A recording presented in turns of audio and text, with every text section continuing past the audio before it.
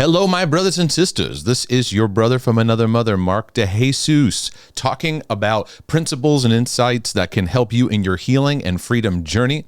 I am passionately addressing subjects that promote mental, emotional, and relationship health in your life and in your journey. I believe that God's word speaks a lot about areas to help enhance those areas, and it's my passion to be able to address that and to walk alongside and support your journey. So, are you stuck in the past? This is kind of what I want to take a few moments and talk about today and kind of navigate through and share a couple perspectives that I believe are important in the journey, because I bump into a lot of people who are stuck in the past, as many times we say. They feel stuck. And where they feel stuck in the past. And there's a lot of varying perspectives that Christians carry about the past that I don't think are very helpful and fruitful. We kind of have two extreme ditches people can fall into. One is what I would call an area of denial, which is like they don't want to talk about it. They don't want to go there. They suppress it. They don't think about it. When you try to bring it up with them, there's a lot of resistance. There's a lot of Christian cliches they can put over it. I bumped into this a lot in my pastoring. A lot of statements like, it's under the blood, and I always said to them, well, if it's under the blood, you should be able to talk about it, because doesn't the blood of Jesus Christ set us free to be free in who we are and talk about the past, present, and future in ways where we're not condemned in these things? And that way we can actually learn and process through our past and heal, because when we're in that denial mode and somebody wants to talk something out about the past, you get very defensive, right? Our dukes get up, and we can use like a lot of scriptural things to try to defend ourselves and stuff. And really, the truth is we're just uncomfortable talking about the past. And I think we all have areas of that in our life and in certain subjects in our journey. Then there becomes another ditch on the other side, right? And it's a place of emotional quicksand. You just feel like you're kind of sinking and you're stuck in it. And the harder you try, the more you sink down. You feel this where you're just drowning in aspects of the past that just keep replaying, keep pinging. You find yourself getting stuck in a victim mentality or self-pity or despair. Can increase a sense of depression. You find yourself spiraling and you feel like these areas of the past you're just stuck in. What I want to do is I want to bring compassion to the subject, because I think in areas like this, there's so much shouting we do out there and so many like quick statements and blanket statements we put over things. And I understand, but we're not really helping in the nitty gritty of what people are working through. My wife, Melissa, and myself, we found in a lot of our session work that we did, even in the early stages and when we were pastoring a church, is that there were a lot of things that people would say to just kind of wash over things in their past. And they expected to like be over their past. There's a lot of pressure to like never have any issues about your past. Just quickly get over it, move on. So we say a lot of things to people, these statements that like, give it to Jesus, leave it at the cross. It's under the blood. Just quick, forgive, move on. Looking forward. I'm not against those statements, but I feel like we live very shallow when it comes to our journey. And Melissa and I would just do something very simple. We would, when people would say that, I just leave it at the cross. We'd say, what does that mean to you? And like, it seemed like 90% of the time, people would look back and just give a blank stare. They're like, wait a second, you're actually asking me to flesh out what that actually means. And it was just a thing they said. And we'd say, okay, give it to Jesus. What does that mean to give it to Jesus? What does it mean to just lay it at the cross? What does it mean to say it's under the blood? What does that all mean? And I would have some people in my healing and freedom teaching that I would do years ago in conferences, and I'd help people navigate through stuff in their past and work through mindsets and things that get in the way and just working through the baggage that we carry. And I'd get this resistance, right? I don't need to deal with my past. It's under the blood. And I do a little kickback and I go, amazing. So let's talk all about it because you're free, right? And I really what I realize is, there's a lot of resistance. And then we'd say things and we don't even know what they mean. But here's what happens when we're stuck in the past. And here's some things I'll share with you and just kind of navigate and float through this as I move along and just speaking to your heart. When you're stuck in the past, you often repeat the same stories over and over again. You find yourself sharing it. And it can get to the point where you don't even realize you've shared it with a particular person many times already, but you're still sharing it. You're going through it again. And not only are you sharing the story, you're sharing the very hurt, wounded narrative over the story. So it kind of gets deeply ingrained in that, and it creates ditches in your thinking. So not only do you keep repeating the story of it, you keep repeating the interpretation of it. I can't get a break. I can't seem to get forward. People are always against me. This always seems to happen to me. These people will never. You kind of find yourself in that cycle. And it becomes challenging to break because you become used to it. And for many people, their unhealed past becomes a style of relating. It means it's how you relate to people. Maybe you become very, very negative. Maybe you like have this negative bent about you. And what you can often do is you protect the story, right? This is what happened, and I'm standing with it, and there's a defensiveness to it. None of this is in condemnation. I'm just navigating through what happens. I've been through this myself and understand. I found myself catching my relating where I'm repeating something with the same perspective. It's not redemptive. It's not building faith, hope, and love. And it's a signal to me. This is a deep wound that needs processing. It needs healing. This is an area in my story that's following me, and it's interpreting how I do life now. Did you catch that? This is a story that I'm carrying, and the interpretation of it I'm carrying into now, and it's affecting how I'm relating right now. Christians argue back and forth. Does your past affect you? And people would write to me, my past doesn't affect me. Of course your past affects you. I think when we often say that is we feel like we're not forgiven. And, we feel that shame. And if it was that simple, we just pray right now, ask for forgiveness, and move on, right? But journeys have to be processed. What we've been through has to be processed. And sometimes when we read the Bible, we read it and so like, do it, get it done, get it over with, in a way that doesn't give room for the relational processing that our hearts have to go through. Emotions are meant to be processed through and worked through. Yes, our past affects us. Our whole history of good and bad, the ugly, the difficult, the victories, they're now a compilation of how we see the world now. How we've processed it or not processed it now affects how we relate. So if I see someone that's truly stuck in their past, the first thing I realize is they've not had the room and space to actually process what they've been through. And processing is different than just venting. We all vent, right? Get it off our chest. We can feel a relief.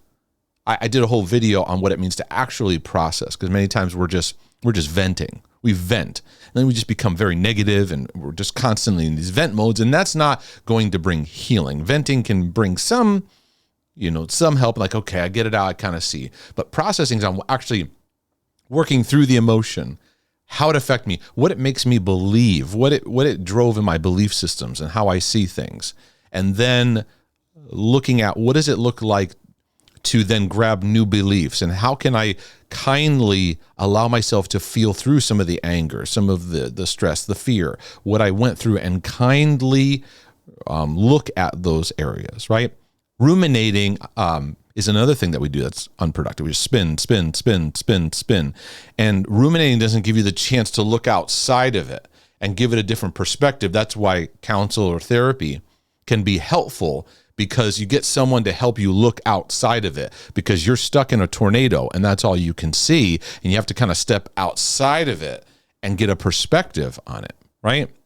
So you might be repeating the same stories over and over again. I find that's a big area, because it's showing there's stories that are unresolved in your journey that don't have a sense of perspective, where you can see yourself, see the other people in a more, the best word I can think of is more resolved way. We're like, okay, I have perspective on them.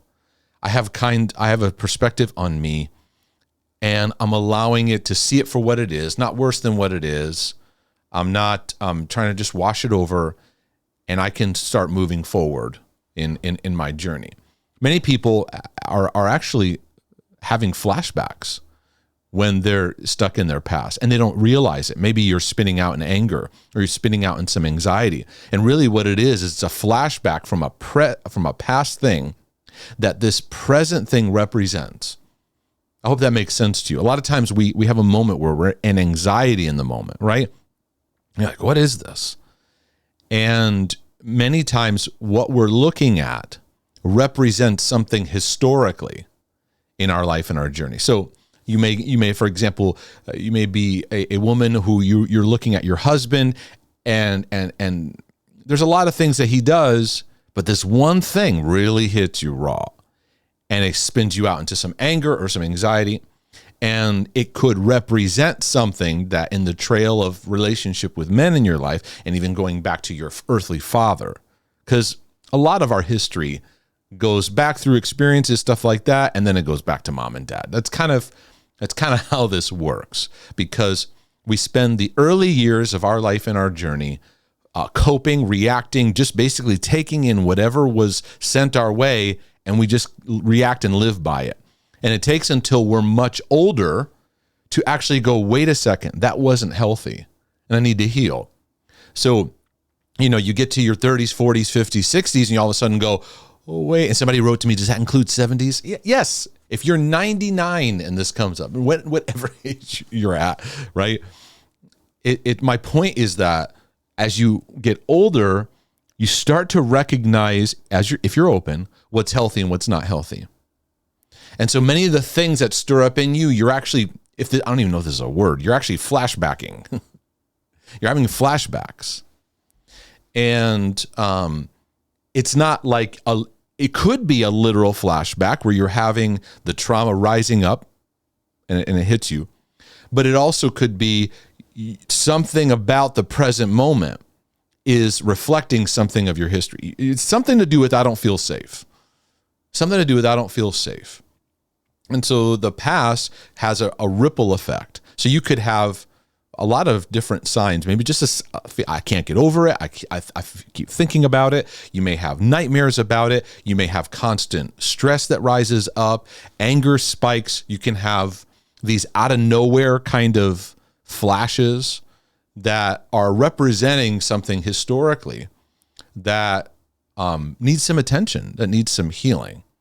And so I think what we have to realize when these spikes happen, or when we're feeling like we can't get over the past, there's aspects of our journey, this is a word that I use a lot, that need to be processed, where we can put our experience into a divine redemptive perspective, meaning we get a sense of God's heart for our journey, get a sense of his compassion. And otherwise we feel shame, we feel accused, we feel unresolved. A lot of times this I can't get past the past is a sign we're under shame, we're under condemnation. And I find it has a lot to do with how I relate to myself, with how you relate to yourself. Because typically we default to very judgmental, self-hating, self-accusatory perspective. And it takes time to gain God's perspective of graciousness and kindness, loving embrace, loving acceptance, his kind posture towards us. It takes time to learn that, because when pain rises up, if you can't get past the past and you respond in a hostile way, the healing is almost impossible. Because in hostility, we're just going to go to judgment. And mercy triumphs over judgment. But we default to judgment. But we need to find that mercy bandwidth, which mercy is God's compassion in our struggle, in our suffering, and in what we're battling. It's how love operates. Mercy is how God how he loves us in the midst of your sin, strongholds, and goofiness, that God has a loving posture towards you in that. But it's difficult because our references don't have that. Our upbringing doesn't have that. Our church history doesn't have that. And so it takes time to learn the compassionate response, because this stuck in the past is often trauma. It can be complex trauma, which is the trauma of neglect, of chronic neglect, where your needs, emotions were never equipped, never paid attention to. So you got stuff going on, and in the meantime, you're not being tended to. I think a lot of believers struggle because they have a history of church pain and church abuse, spiritual abuse, and leaving a church or getting out of a spiritually abusive environment, moving on. We think that we should be able to just leave a church, move on, and just attend another one, and life goes on and you're good, right? I believe that the church pain is a pain that, I'm not going to say it's worse than biological family pain. I'm not going to try to compare the two, but it's a pain of its own, because with church family and ministry connections and pastors, all that, you open up vulnerably in a way that's different. You open up a way in church that you don't even do with your own family of origin. Like, you open up to people in deep ways about sins and struggles, and you're navigating through problems. You share stuff. You have people pray for intimate details, and you go places. You have great history. So then when you leave, boy, it's like a lot gets shredded. It's very painful. And I find I've had to do a lot of support navigating those transitions with people, because we don't know what to do. There's areas of abandonment or betrayal. Goodness. Betrayal is somebody who has sought to benefit their own journey at your expense. It's incredibly painful. It's incredibly difficult. And so then we spin about it, and then we're hard on ourselves, and other people are hard on us. That was a year ago. You should be over it. That was 2 years ago. You should be over it. It's not uncommon that people leaving like a spiritually abusive or church pain kind of thing are still stuck in the past. 5 years later, it could be 10 years later. That's not uncommon. And so what it reveals is not you're a bad Christian or what's wrong with you. There needs to be some actual intentional space for you to process through all that happened there. And so it shows that we haven't had equipping in it. That we haven't had the space nor the equipping to go, this is what happened. I'm going to feel through this. I'm going to talk it out. Now, in God's design, you kind of see, well, where's God in this? His original blueprint for this is, number one, that our family, that our home be a place where this is practiced. Did you get this in your upbringing? Or if you had a tough day at school, you could talk through it, work through how it made you feel, find a landing place, and learn to feel somewhat resolved, and you can let it go and move on. You might remember it, but you have it in perspective. Not a lot of us have that kind of reference. You have like quick remedies thrown at you, quick stuff that's said to you, or maybe a lot of it is just really ignored and neglected. I would also venture to say that there's many people in the Bible that had to work through and navigate their past. That'd be great examples for you to study. For example, the Apostle Paul. We all love this story, right? Where he's Saul, he's on the donkey, he's on the horse, and he gets, an encounter with Jesus, and he's Apostle Paul. Amazing, right? There's a lot of journey that he went through. He talks in Galatians about years being over here and all this time being over here. I really believe that Paul had to navigate through a lot of processing of the law-based influence in his life, which the law is so accusatory. It shames us left and right. And it just produces performance, perfectionism, and we're always beating ourselves up because we never feel good enough, never land, right? And it just creates all these cycles. Well, somebody like Paul, he was murdering Christians, killing them. And now he's knocking on the door, talking in homes where he probably looked in the room and could realize, oh, yeah, I killed their son. Or I murdered that lady's husband. You ever think about that? Sometimes we read the Bible, we don't take in like in between. We just kind of read the events and we don't take in story. There's a lot that he had to process through. There's a lot of victories, even Paul, that he had in his life where he would elevate those areas. He could easily look at them as like, oh, these are things. And he processed through it where he's like, I'm not even lifting those things up. I can count those things as rubbish. It's to the excellency of Christ. That takes processing to put those victories and those really, really dark, sinful mistakes into perspective. You see a guy like Peter who, man, he was the one, I'll go with you, Jesus. And then he denies him 3 times. And it's a pretty dark moment in his journey. And as a result, Peter goes, well, I guess I'm going fishing. I'm going back to his old ways. And when Jesus appeared to the people that he appeared to after his resurrection, who does he go to? He goes to Peter, and he sits by the fire, and he wants to get Peter back in the game because Peter's the one he said, on this rock, I'm going to build my church, on the rock of identity, you are rock. And Peter's not feeling like a rock at that time. And Jesus comes to him and doesn't beat him up. He could have, because many of you'd be beating yourself up. Forget it. I'm disqualified, right? You're considered the foundation of the church, and you literally deny him 3 times emphatically, and you carry that weight. And Jesus is like, I want to get you back out there, and I want you to see the sheep. I want you to get out there. I want you to feed them. I want you to tend to them. We're going to get you back in this. I'm going to nurture you back into that.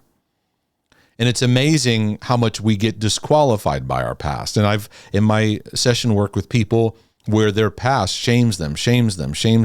And it creates a anxiety. It can create an OCD kind of spin out over the past. And part of what's actually needed is learning to stop running from it and just see it.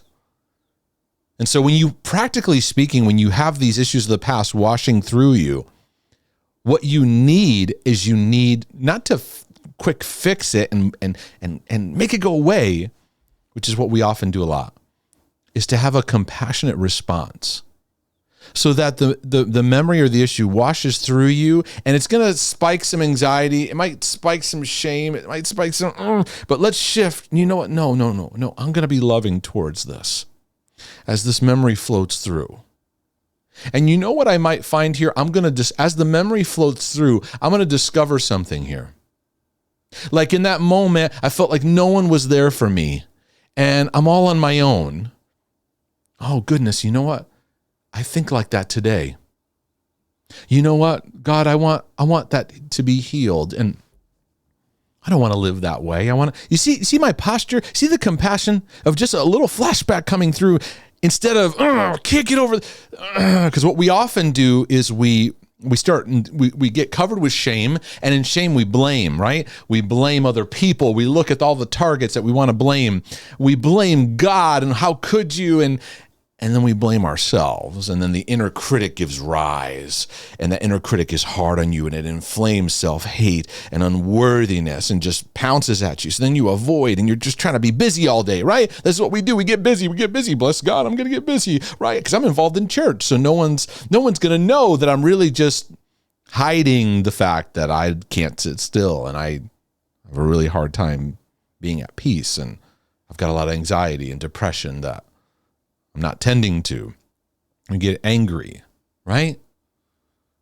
And so the healing option, the point that I'm bringing home in this video, is we actually need to when those things flash through, to let ourselves turn to becoming a compassionate witness.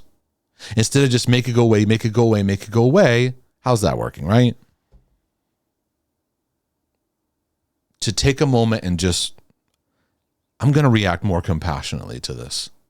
I'm going to learn how to be gracious to myself because God is gracious to me.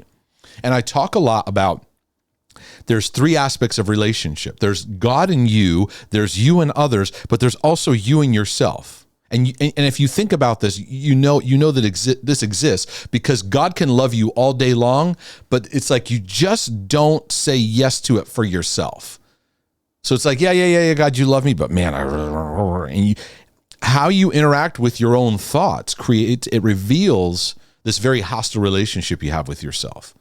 And I feel it's incredibly important. It's why I wrote the book, God Loves Me and I Love Myself, because it's based on the premise of you actively receiving God's perspective over your life and actually actively inviting that into how you're processing with yourself and processing through your emotions and journaling and talking out. It's learning how to be gracious to yourself. It's the art of self-safety.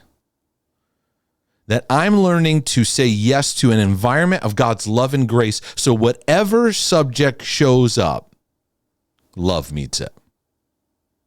And then in that environment, you start to tenderly become aware of things to learn.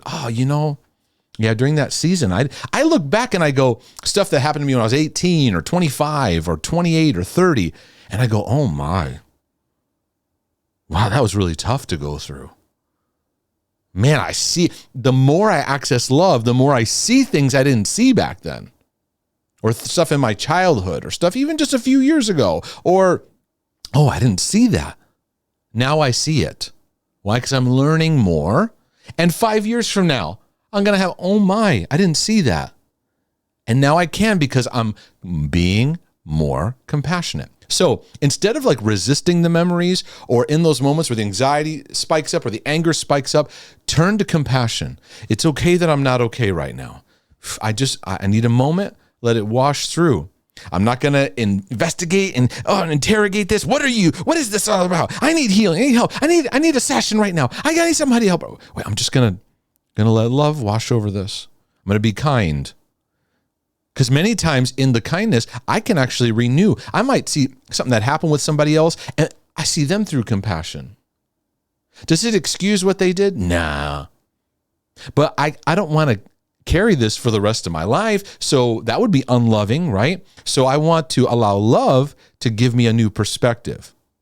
And maybe I don't catch it this time around. I'm still struggling. It's all right. I still keep taking steps forward. I'm not just going to sit here and stare at it for weeks on end.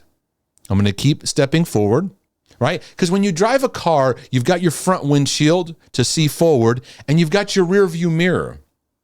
Now, sometimes when I'm driving, the rear view mirror isn't adjusted, and I didn't see, there's a car right there, right? Or maybe I'm like driving, and I'm just kind of I'm in la la land thinking about stuff. Oh, goodness, someone's trying to pass by, and you see, right? Now, the rear view mirror is there for a purpose, but it's also not, we don't stare at it all day while we're driving. What's going to happen? You're going to smash into things, right? But it is there, and we do need those moments. And what I propose to you is let loving compassion now be your guide. So take whatever you're going through and think about someone you love dearly, love very, very, like in a special way. Maybe it's a spouse, maybe it's your child, maybe it's a sibling or a friend. And just connect to your love for them for just a moment, right? Take everything that you're battling about your past and put it in them. What would you say to them? What would you say to them if you're connected to that compassion? You'd probably say, it's all right. Let's sit down. Want to talk a little bit? Want to go for a walk? Right? I'm here. But we don't know how to do this with ourselves, and a lot of it comes out of our traumatic past and our neglect growing up. We don't have an equipping to say to ourselves, all right, I need to sit down with just a cup of tea and just journal for a bit. It's all right. I'm not feeling great. I'm not doing great. It's okay. And that's the beauty of compassion. So then, because in that you may go, what, I think I need to forgive. I find sometimes we rush to the forgiveness and don't let ourselves process through. And then we don't actually actively receive forgiveness for ourselves. Because I think when you're compassionate to yourself and you're forgiving towards yourself, it lets you look at it without shame. Because when shame's there, it's like, the whole thing is just awful, what you went through, and it becomes hard to talk about it. Because I believe that healing, what it looks like, is not that you forget about it. You can't recall the event. You're progressively seeing it more compassionately, more compassionately.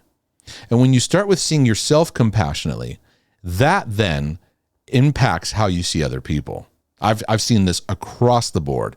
If I'm hostile to myself, then I'm giving that hostility to others from those situations. And so in that kindness to yourself, you see things differently. I interact with others out of how I'm interacting with myself. And so in the compassion of love, I started to realize, wow, the story I'm carrying over this is anti-loving to me.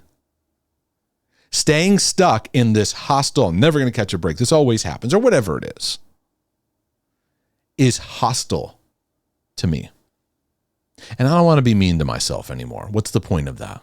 Jesus didn't die on the cross. I'd sit here just, beating and flogging myself all day long for what I'm battling. I'm going to say yes to his love and grace, and I'm going to activate that in how I process my past and my history. So I'm here as your brother to say, if you're spinning in your past, it's all right. We've all got stuff that's needing to be processed. And so many of us didn't have equipping.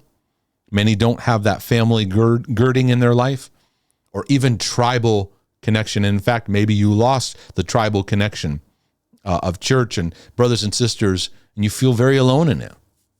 What you can do is you can begin to say and decide, I'm going to be kinder to myself today. And in that kindness, I'm going to give myself space and room to learn to process through as these things pop up in my life and my journey. If this has been a blessing to your life and to your journey, then take a minute and go to markdejesus.com. Click on the donate button. You can do a one-time donation or become a regular supporter. There's books, resources. If you click on topics at the top, you'll go to my online resource library where I try to put all kinds of materials available to you to help you in processing your healing and freedom journey. So I pray this has been a blessing to your life and to what you're facing and working through. I just pray the love of the Father and the grace of Jesus Christ wash over everything that you're facing and walking through. And Lord willing, and the creek don't rise, I look forward to sharing other topics and areas that will be a blessing to you. But until then, brothers and sisters, I'm out.